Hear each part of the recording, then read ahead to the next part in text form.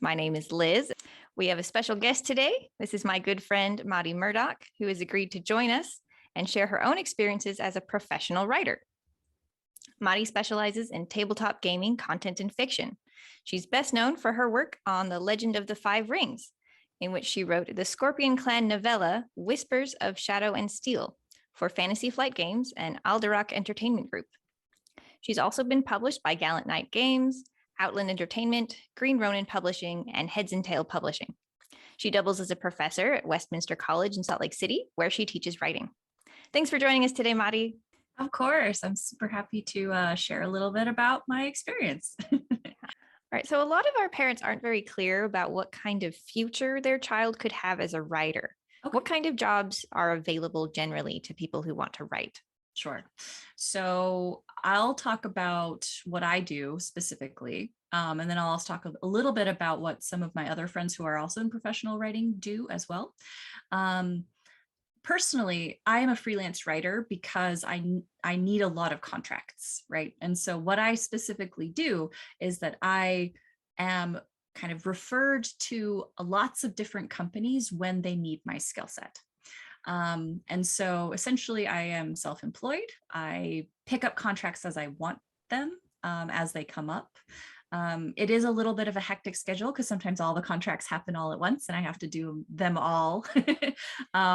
But it does give me the flexibility of being able to choose my own hours, to be able to work on the projects that I want to work on, and be creative in ways that I had never imagined, which is super fun. And it's a very transferable skill if you can adapt. That's something that I do well. I can adapt to any project that I'm working on. And so regardless of what they're asking me to do, whether that's, specifically world building or writing stories or writing game mechanic rules or something like that, like I'm able to do all of those things, just dependent on the situation.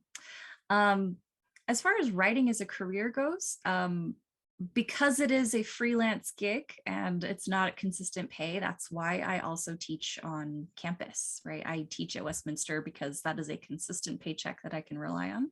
And I love teaching, and it's just so fun, like working with students. And so that is something that I absolutely would do anyway if I wasn't a writer, because it's so fun. So I love doing like the day job of teaching and then like the fun job of having all of these contracts that I get to fulfill with some really awesome companies. So that's fun. As far as other writers that do what I do go, it's very often that my friends will also, as freelance writers, be working on lots of different things. So I have friends that write copy. They're copywriters for different companies. And so they make a lot of money doing that. I also have friends that write for TV. I have friends that write actual novels, so they're novelists. And so even though we all do gaming as well, we also have a lot of other things. And I think that's kind of the tendency with creative people, is that we like a lot going on. Like we like to do all sorts of things. We like to change it up quite a bit. And so we all have our fingers in a lot of pies. Well, most of our students are in high school at the moment. Mm-hmm. And do you have any advice for a high school age student who wants to pursue a career in writing? Sure. So personally for me, the reason that I got to where I am is through networking. As a high school student, you probably are hearing about things like conventions. That's normally where I do a lot of my networking. So think about participating in local writing symposiums or writing conventions or even gaming conventions, because making friends with the right people is absolutely how you, as a freelance writer, get jobs.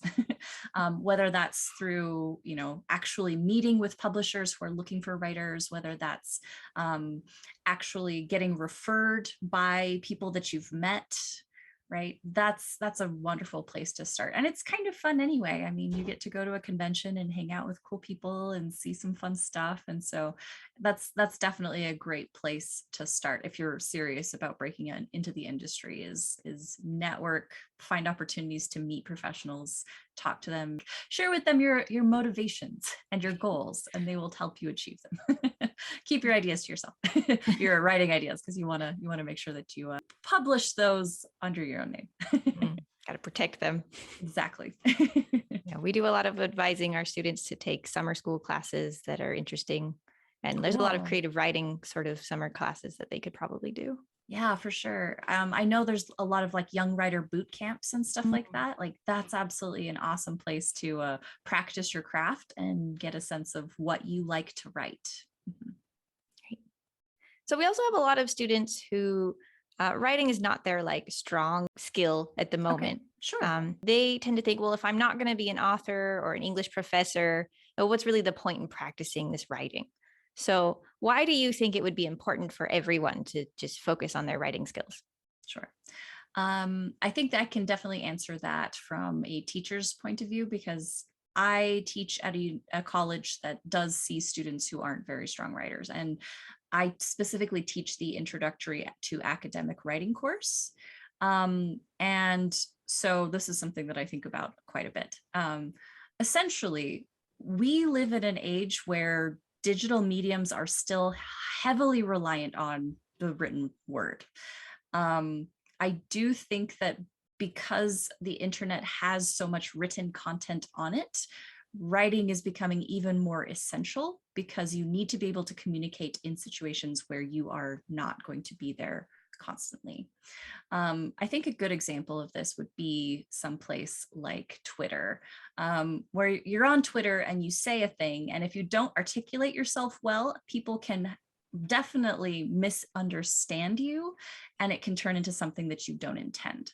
So I think the thing that writing really brings to the table is that it allows you to communicate who you are, what your ideas are, and maybe, you know, some hopes and dreams that you have, but you want to be able to do so accurately so that when you're not there, when you've logged off, when you are, you know, in a different country, when you aren't in the room, you have an accurate portrayal of what your ideas are.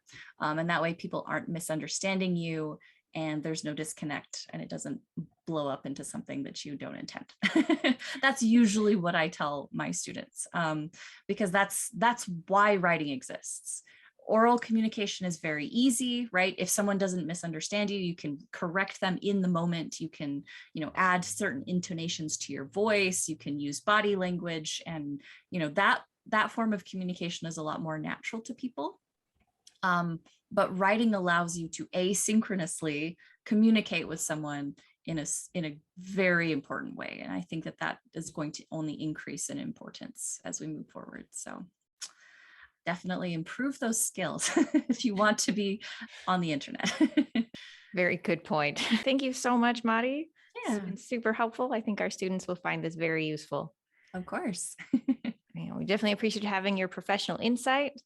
If anybody wants to check out Mari's work, you can check out her website. We'll link it in the description. Thank you so much. Of course.